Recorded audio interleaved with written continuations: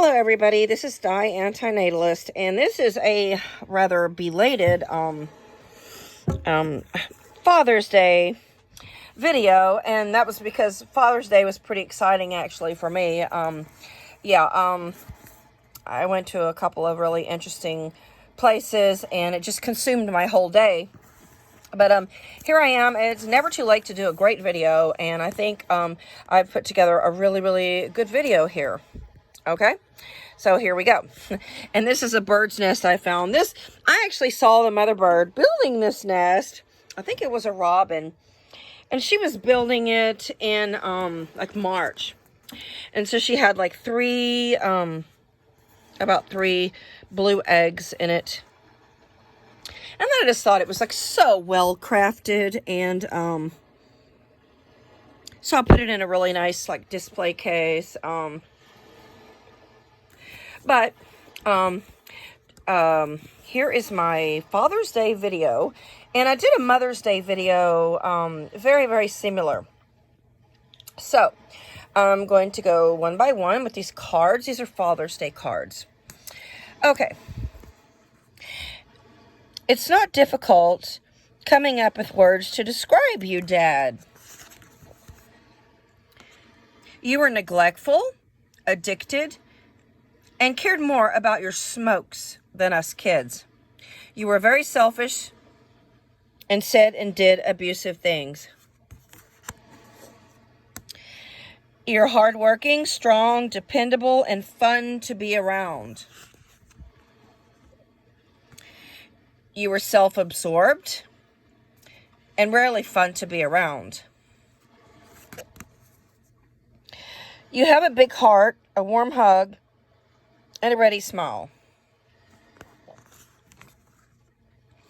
You were indifferent to my needs. You didn't have a big heart, nor were you generous. You didn't care about my future. You care about faith, family, and doing what's right and good. You didn't care about family needs, only your needs and wants. You alienated your children. Not one of them liked you. You did not do what was right or kind. So I have basically just slashed everything here when it said the love I feel for you, I appreciate and thank God for you, I think the world of you. Lots of love on Father's Day.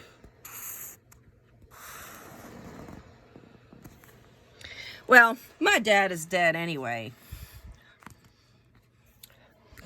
Here is another one.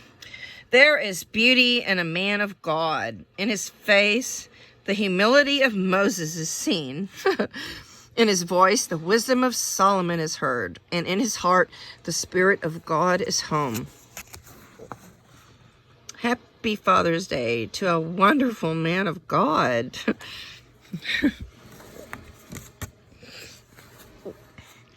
Dad, I love the ways you care. Like all the hugs you have to share. You ask me about my day and pick out games that we can play. You sometimes let me stay up late and sometimes help me clean my plate. I love you, Dad, just because you're the best there ever was. Happy Father's Day. No father can be the best if he initiated life. Okay, now I'm going to give my Father's Day message. I'm going to be reading it today. From the beginning of time, males sought an orgasm and were all but guaranteed to achieve one. That orgasm emptied in a fertile woman's body cavity had a very weighty and serious consequence. that of igniting a pregnancy that would change a woman's body, her feelings, and would change a potential child's life in a grave manner if it weren't miscarried, stillborn, or aborted. The male act of ejaculating inside of a woman was a choice. Males knew for hundreds of years that their sperm was capable of impregnating practically their entire lives, 24/7, with each and every squirt. Many women have died over time due to the consequences of pregnancy. It's unbelievable, but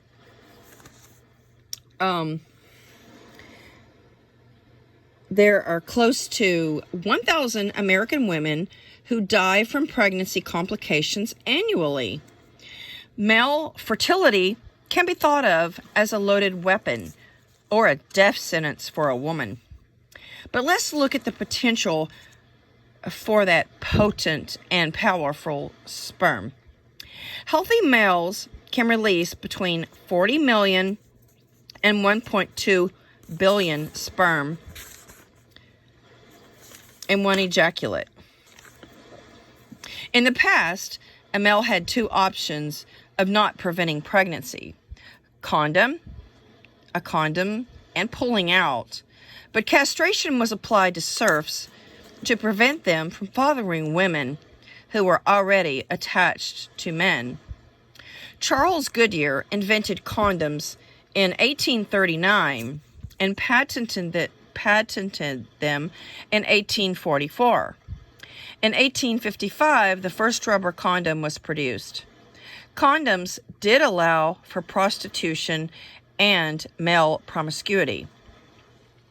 Prior to the 19th century, chemically treated linen and animal tissue, as in intestines and bladders, are the best documented varieties. So what you may ask is, how come so many babies have been born since 1855?